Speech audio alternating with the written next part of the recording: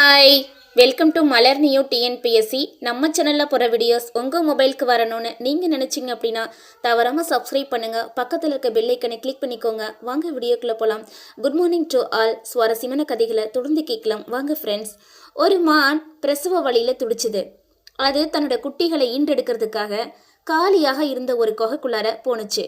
அங்கே போயிட்டு தன்னோட குட்டிகளை நலமாக பிரசவம் செஞ்சுக்கிச்சு. கொஞ்ச நாள் அந்த மானும் தன்னோட குட்டிகளோட அந்த குகையிலேயே வாழ்ந்து வந்துச்சு. கொஞ்ச நாளா வெளியில போயிருந்த சிங்கம் அந்த குகைக்கு திரும்பி வந்துச்சு.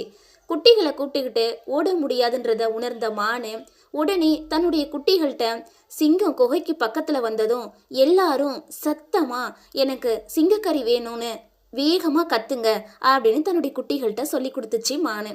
சிங்கம் குகை பக்கத்துல வந்த உடனே குட்டி கத்தியத குகையோட எதிரொலியால பயங்கரமா கேட்ட சிங்கம் நம்ம விட ஏதோ பலசாலியான மிருகங்கள் ஏதோ உள்ள இருக்கிறதா நினைச்சு ஓட்டம் எடுத்துச்சிங்க. உடனே ஒரு நரி ஓடி வர சிங்கத்தை பார்த்து ஏன் ஓடுறீங்க அப்படின்னு கேட்க, என்னுடைய குகையில வேற ஏதோ மிருகங்கள் குடியிருக்குது போல, என்ன கொல்றதுக்கு காத்துக்கிட்டு இருக்குது அப்படின்னு சிங்கம் சொன்னுச்சு. இதை கேட்ட நரி, வேற மிருகங்கள்லாம் ஒன்றும் இல்லை, மானும் அதோட குட்டிகளும் தான் அங்கே இருக்குது, எனக்கு நல்லா தெரியும், வாங்க பெரிய மானை நீங்க சாப்பிடுங்க, குட்டிகளை நான் சாப்பிட்றேன் அப்படின்னு நரி சொன்னுச்சு. அதுக்கு சிங்கம், சரி வரேன், ஆனா நீ ஏற்கனவே என்னை ஏமாத்தினவன், அதனால உன்னுடைய வாளையும் என்னுடைய வாளையும் முடிச்சு போட்டுக்கிட்டு போலாம் அப்படின்னு சொல்லி அதோட வாளை தன்னுடைய வாளோட முடிச்சு போட்டுக்கிட்டு போறாங்க ரெண்டு பேரும்.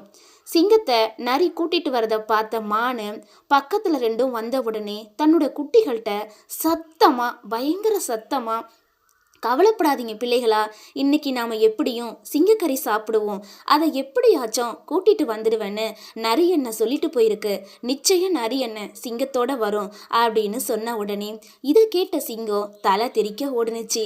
அதோட வாழும் தன்னோட வாழும் முனிச்சு போட்டிருக்கிறதுனால நரி அடிபட்டு இறந்து போச்சு.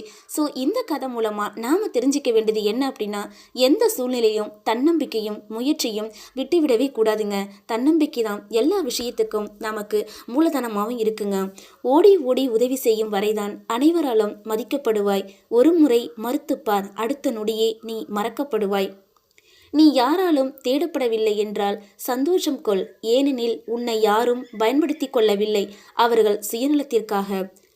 அடுத்தவரோடு ஒப்பிட்டு உன்னை நீயே தாழ்த்தி கொள்ளாதே. உலகத்தில் பெஸ்ட் உனக்கு நீயே நீயே நீயே.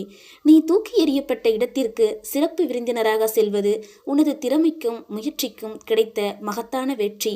கடந்து வந்த பின்பே கண்டு உணர்கிறேன், என்னை கலங்கடித்த காலமெல்லாம் கடுமையான காலம் அல்ல, என் வாழ்வை வடிவமைத்த காலம் என்று. நம் வாழ்க்கையில் இருந்து யாரை விலக்கி வைக்க வேண்டும் என்பதை சிலரின் நடத்தையே தீர்மானிக்கிறது.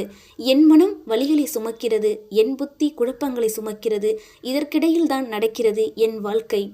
இறப்பதற்கு விஷம் குடிப்பவன் பிழைத்து கொள்கிறான், வாழ்வதற்கு மருந்து குடிப்பவன் இறந்து போகிறான். எதுவுமே நம் கையில் இல்லை, நம்பிக்கையில்தான் இருக்கிறது. எதுவும் சில காலம்தான், இதை புரிந்து கொண்டால் தனிமை இனிமையாக இருக்கும். மீனாக பிறந்து மடிவது என்று முடிவெடுத்து விட்டால் பொழுதுபோக்கிற்கு மீன் பிடிப்பவனின் வலையில் சிக்காதே, பிழைப்பிற்காக மீன் பிடிப்பவனின் வலையில் சிக்கிடு.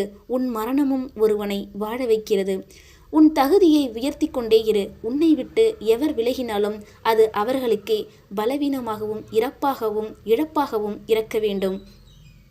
பிடித்ததை வைத்து கொள்ளுங்கள், ஆனால் எதையும் பிடித்து வைத்து கொள்ளாதீர்கள். ஓகே, தேங்க்யூ ஃபார் வாட்சிங்.